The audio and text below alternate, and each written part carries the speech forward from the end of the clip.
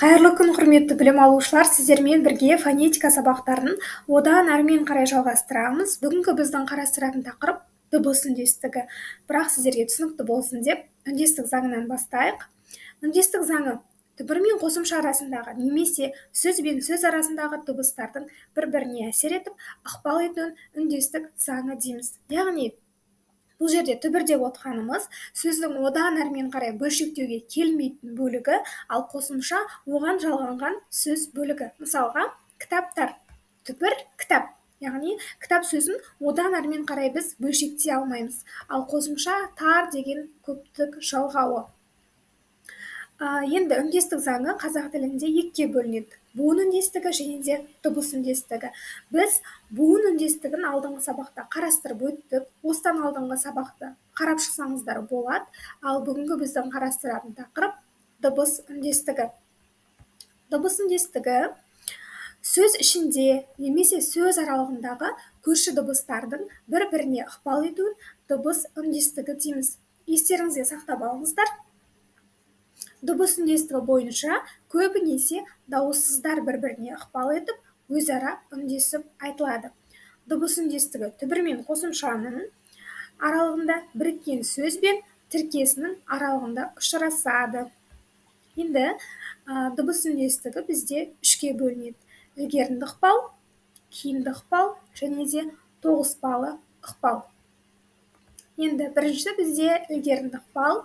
Түбір мен қосымшаның немесе сөз аралығындағы көрші дыбыстың алдыңғысы кейінгі дыбысқа ықпал етіп өзгертуін ілгерінді ықпал дейміз.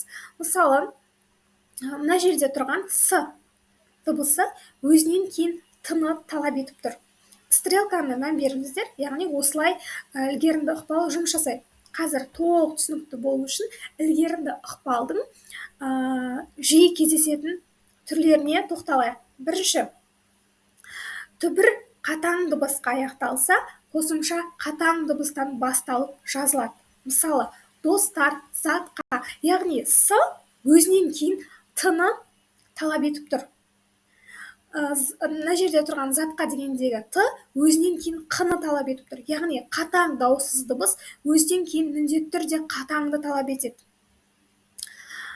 Солай ілгерінді ықпал жұмыс жасайды. Келесі, б, в, г, ғ дыбыстарына аяқталған сөздерге қосымша қатаңнан басталып жалғанады. Осы төрт дыбыс бұлар да өзінен кейін қатаңды талап етеді. Мысалы, клубта, устақпен. Келесі, түбір сөздің соңғы дыбысы ұяң болса, оған жалғанатын дыбыс ұяң немесе үндіден басталып жалғанады. Мысалы, жазда, қаздар. Бұл жерде де ілгерінді ықпал, з өзінен кейін міндетті түрде ұяңды немесе үндіні талап етеді. Сосын түбірдің соңы үндіге немесе дауысты дыбысқа аяқталса, оған жалғанатын дыбыс үндіден немесе ұяңнан басталып жалғанады. Балалар, шамға.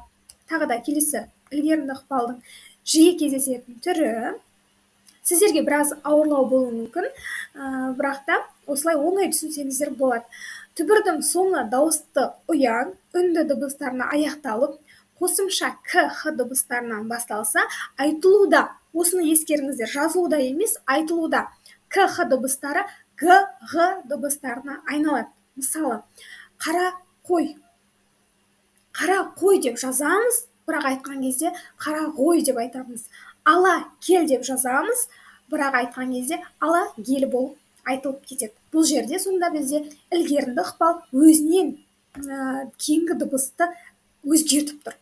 Түбірдің соңы қатаңға аяқталып, қосымша ұяң б дыбысынан басталса, айтуда ұяң б дыбысы п дыбысына айналады. Мысалы, қамыспай, мына жерде иғалып кетіпті.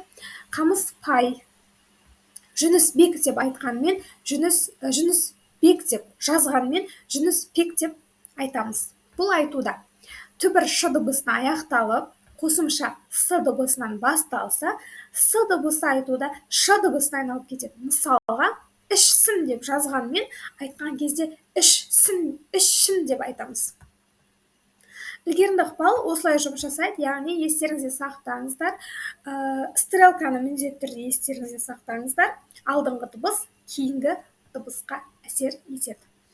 Келесі, бізде кейінді ықпал сөз ішінде немесе сөз аралығындағы көрші дыбыстардың соңғысы алдыңғы дыбысқа ықпал етуін кейінді ықпал дейміз. Мысалы, тарақ мысалы біз деген қосымшаны жалғап жатырмыз. Деген қосымшаны жалғаған кезде стрелкадағыдай алдыңғы дыбысты өзгертіп жібереді. Яғни тарағы деп жазамыз және де тарағы деп айтамыз. Солай бұл осындай өзгеріске ұшыраса, бұл бізде кейінді ықпал болады. Енді кейінді ықпалдың жиі кездесетін түрлері. Түбірдің соңы қ, к, п дыбыстарына аяқталып, қосымша дауысты дыбыстан басталса, к, х, п дыбыстары г, ғ, б дыбыстарына айналады. Мысалы, доп, оған ы-ны жалғасақ, добы. Кітап, кітабы. Өзгереді ғой солай. Яғни бұл жерде кейінді ықпал жұмыс жасап тұр деген сөз. Келесі, түбірдің соңы н дыбысына аяқталып, қосымша б, п дыбыстарынан басталса, н дыбысы м дыбысына айналады. Мысалы, Құрманбек, бірақ Құрманбек. Бұл жердегі н дыбысы м дыбысына айналып тұр. Қатар келген екі дыбыстың біріншісі н, ал екіншісі г, ғ, к, х дыбыстары болса, н дыбысы ың болып айтылады. Ескеріңіздер, түнгі деп жазамыз, айтқан кезде бірақ түнгі болып кетеді. Бұрынғы деп жазамыз, айтқан кезде бұрынғы болып айтылады. Келесі кейінді ықпалдың жиі кездесетін түрлері, түбірдің соңы с, з дыбыстарына аяқталып, одан кейін ш дыбысы келсе, с, з дыбысы ш дыбысына айналып кетеді. Мысалы, басшы.